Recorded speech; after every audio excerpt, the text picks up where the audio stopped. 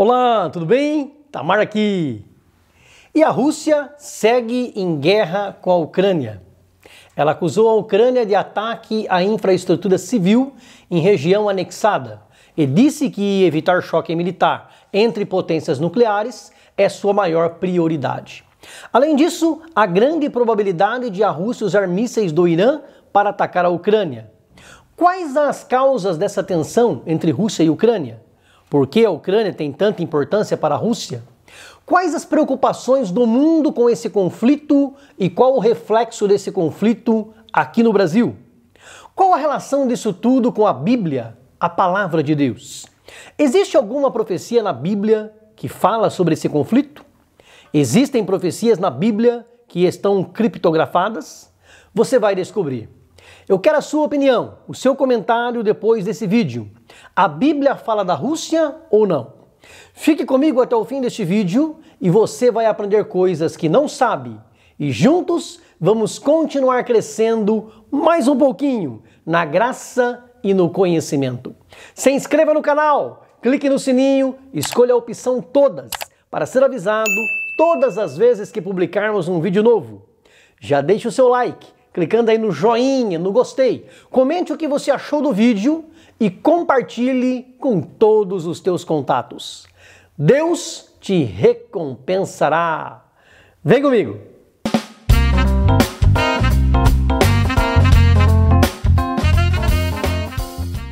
A guerra entre Rússia e Ucrânia tem causado inúmeras tensões no Brasil e no mundo.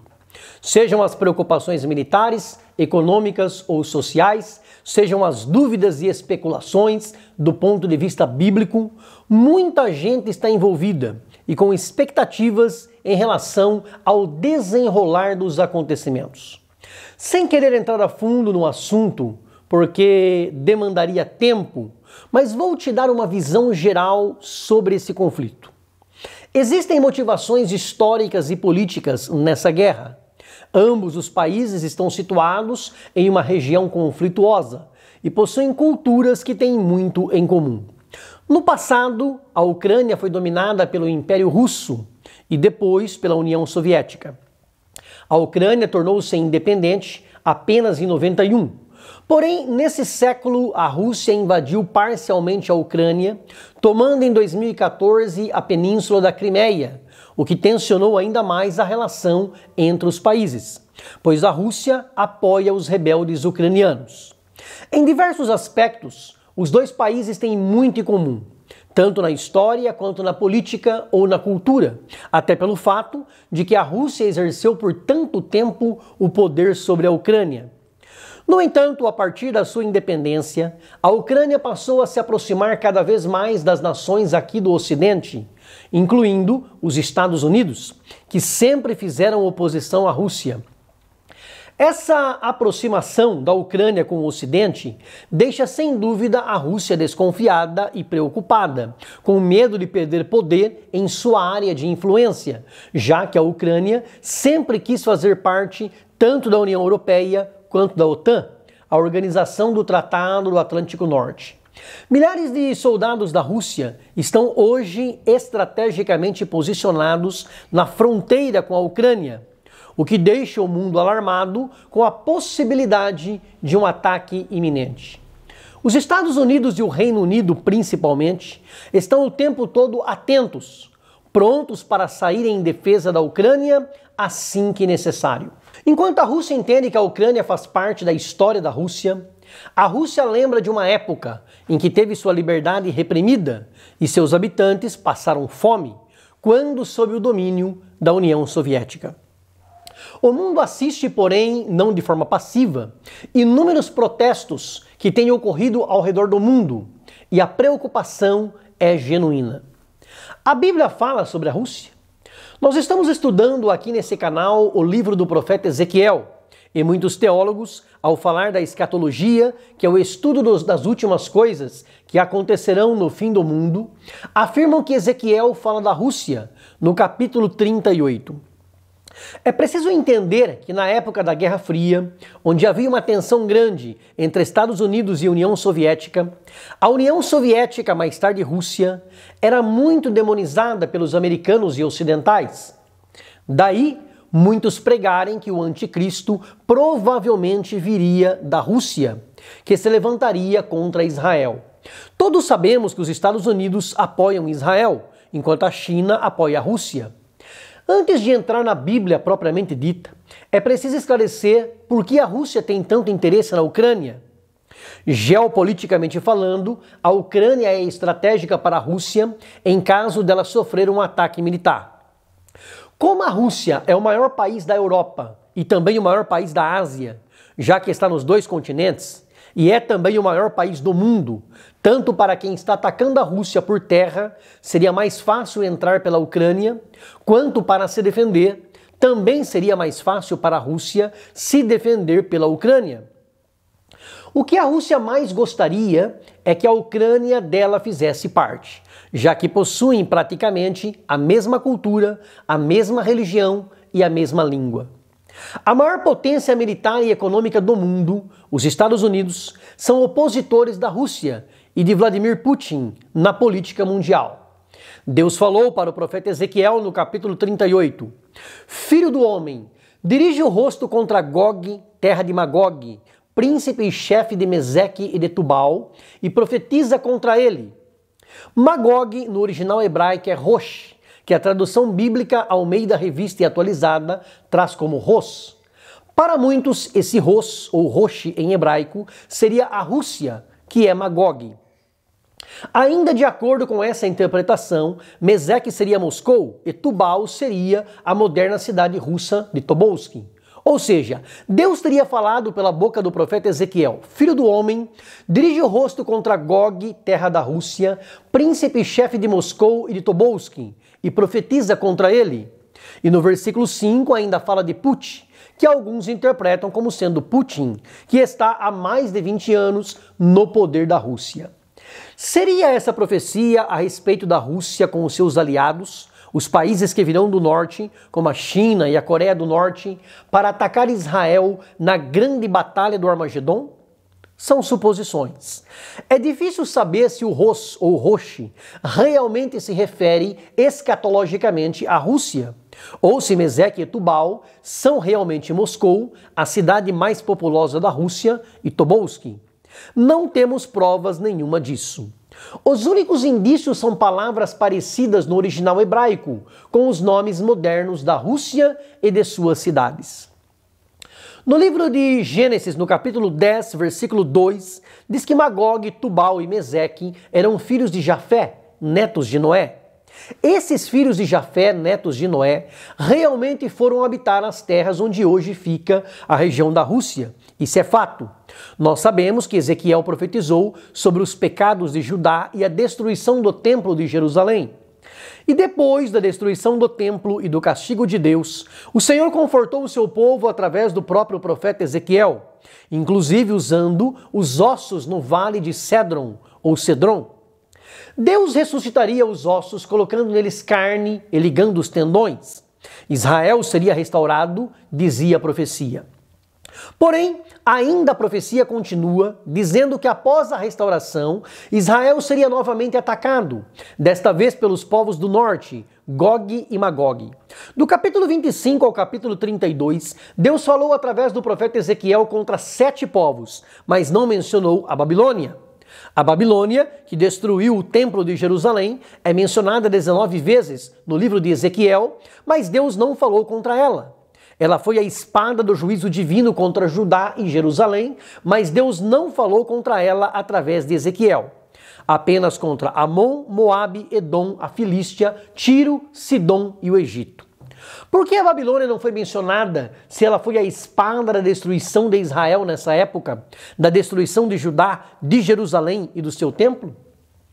Ou teria Ezequiel mencionado a Babilônia de maneira velada ou codificada, de maneira criptografada? O Atbash é uma criptografia para a substituição do alfabeto hebraico. Como funciona? Simples, é só trocar o Aleph, a primeira letra do alfabeto hebraico, pelo Tav, a última letra. Trocar o Beit, ou Bet, a segunda letra pelo Shin, a penúltima, e assim por diante.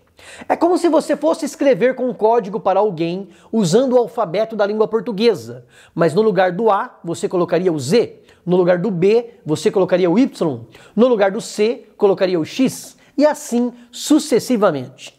Então, o nosso alfabeto, que é o romano, em vez de ABC, começaria ao contrário, com XYZ, ou ZYX. Um exemplo dessa criptografia está em vários locais do livro do profeta Jeremias, como no capítulo 25, versículo 26, onde a palavra Babilônia aparece no original hebraico como Sezac. Sezac é justamente a palavra Babel, ou seja, Babilônia, usando a criptografia Atbash. De acordo com alguns historiadores, Magog seria também a Babilônia de maneira criptografada, embora não usando o Atbash em sua forma original.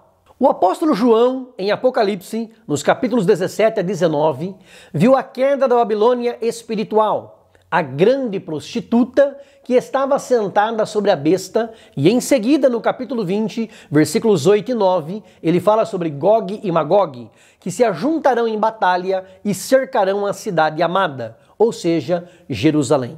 Na visão de um vale de ossos secos de Ezequiel 37, nos versículos 26 a 28, Deus diz assim: "E farei com eles um concerto de paz, e será um concerto perpétuo, e os estabelecerei, eu os multiplicarei, e porei o meu santuário no meio deles para sempre. E o meu tabernáculo estará com eles, e eu serei o seu Deus, e eles serão o meu povo. E as nações saberão que eu sou o Senhor que santifico a Israel, quando estiver o meu santuário no meio deles para sempre." João, na ilha de Patmos, em Apocalipse 21, versículos 2 e 3, diz: "E eu, João, vi a santa cidade, a nova Jerusalém, que de Deus descia do céu, adereçada como uma esposa ataviada para o seu marido. E ouvi uma grande voz do céu que dizia: Eis aqui o tabernáculo de Deus com os homens, pois com eles habitará, e eles serão o seu povo, e o mesmo Deus estará com eles, e será o seu Deus." O que Deus disse pelo profeta Ezequiel, ele mostrou para João. Ele habitará com o seu povo e seu povo com ele. Ele estará com o seu povo e o seu povo com ele. Em Ezequiel capítulo 38, na profecia contra Gog e Magog, no versículo 22, Deus diz: "E contenderei com ele por meio da peste e do sangue, e uma chuva inundante e grandes pedras de saraiva, fogo e enxofre farei cair sobre ele, e sobre as suas tropas e sobre os muitos povos que estiverem com ele." Em Apocalipse 16, quando os 7 anjos derramam as taças das últimas pragas, aparecem as mesmas pragas, os mesmos castigos, sangue e saraiva. Gog, então, é o anticristo usado pelo diabo, e é ele quem será destruído por Cristo no fim de todas as coisas. Jesus nos alertou em Mateus 24, versículo 6, "E ouvireis de guerras e de rumores de guerras. Olhai, não vos assusteis, porque é mister que isso tudo aconteça, mas ainda não é o fim." Se você está pensando que esta guerra entre a Rússia e a Ucrânia vai desencadear não só a Terceira Guerra Mundial, mas a batalha final do Armagedon, fique em paz. Ainda não é o fim. E Jesus continuou: "Porquanto se levantará nação contra nação e reino contra reino, e haverá fomes e pestes e terremotos em vários lugares. Mas todas essas coisas são o princípio das dores. É só o começo. Infelizmente, as guerras sempre aconteceram e continuarão acontecendo até a volta de Cristo. Obedeça a Cristo. Ele disse: "Não vos assusteis, ainda não é o fim." O mundo se preocupa com uma possível guerra mundial. A Rússia também é uma potência militar com armas nucleares. A Ucrânia também está armada até os dentes, com armas vindas do Ocidente. Seja de qual lado o Brasil ficar nesse conflito, haverá consequências na economia e na política externa. Vivendo no Brasil, principalmente no Sul, temos muitos russos e ucranianos. Oremos por eles e pelas suas famílias. Mas e a grande batalha do Armagedon? Antes que ela aconteça, Jesus voltará para buscar a sua igreja e haverá 7 anos de bodas do Cordeiro no céu e tribulação na terra. Depois disso, haverá 1000 anos do reinado de Cristo, enquanto Satanás estará preso.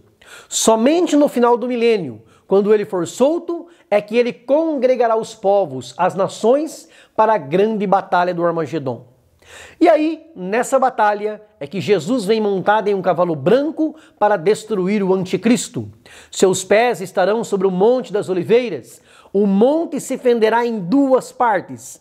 Uma perna de Cristo estará sobre uma das partes do monte e a outra perna sobre a outra parte. Israel, fugindo do anticristo, passará por debaixo das pernas de Cristo.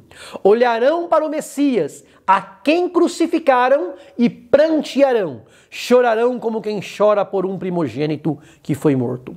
Se você concorda que esta mensagem é de Deus, se inscreva no canal, dá um like, clica no joinha e escreva no comentário: eu concordo. Grande abraço, beijo no coração, fica com Deus.